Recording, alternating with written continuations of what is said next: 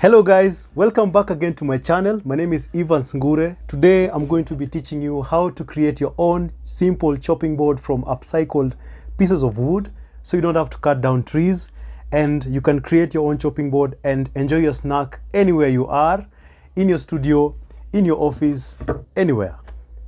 Hapana tengeneza chopping board, tengeneza fine chopping board. Stay tuned. And so since this is a recycled piece of wood, make sure you avoid any holes in the wood, any cracks, any nails that might be in your piece of wood, and possibly any knot. Okay, so you're going to take out your square and a pencil. So I'm going to avoid that crack right there. So I'm going to measure around that. So draw a straight line. Turn it on this end, draw a line so that once we cut it in a straight line, and also do another line right there. Okay, once you're done with that, then now you're going to take out your tape measure and just check to see what's your desired length. Okay, so in this case we have a fixed width which is not so big. It's 12 centimeters. Of course you can get a piece of wood that is bigger according to your desired likeness. So in this case we're going to have a length of let's do 46. Mark it at that spot, and then we are going to repeat what we did in the first step. Now we are going to split it right there and right at the start. Put a mark on one of the ends of your chopping board. We are going to drill a hole that you will be using to hang your chopping board for drying or even display. In this case I used a hole saw so that I have enough space in terms of diameter. But you can also use a drill bit of your desired length and even add a rope to help in the hanging of your chopping board. I used an electrical orbital sander because of speed, but also you can use a handheld sandpaper.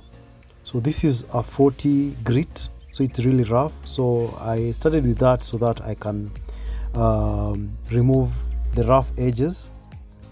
And make sure also you bevel out the sides so that you have a smooth feel. And then after that we are going now to use the electrical sander, which has a finer grit, and our chopping board starts now to emerge. Remember what I said about creating a fine chopping board? So this is where now we are going to achieve just that. I'm going to be using 1000 fine grit, 1500 and 2000. So just sand it over until you get the desired smooth texture. Last but not least, wipe down the dust that you've produced from the sanding. In this case I used cotton wool, but if you have a cotton cloth, that's the best. And then after that, use another clean cotton cloth, take some cooking oil or olive oil or any oil or any cooking oil that you have in the kitchen, any vegetable oil really, and apply it on the wood so that it soaks in and kind of preserves the wood. Don't and never use varnish when you're making a chopping board. So there we have it, guys. Remember to always maintain your chopping board to the highest standard. After you've used it, wash it with some warm soapy water, dry it out until it's completely dry, and then reapply vegetable oil and store it away until the next time.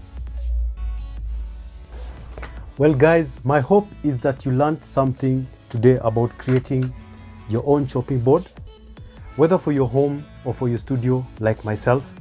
And now from now on, or from the time that you create your own, you'll always have a snack and some salsa or as we call it, kachumbari. And some things to note is that don't buy plastic chopping boards, because while you cut on them, you are ingesting that plastic. And also when you go to buy a wooden chopping board, don't buy varnished chopping board. A chopping board should not have anything petroleum in it, because that goes right into your bodies. So upcycle more, recycle more, don't cut down trees. If you have wood that you can upcycle like I did, please do that and spread the love. Meanwhile, I'm going to dig in. I'm going to see you in the next video. Bye bye.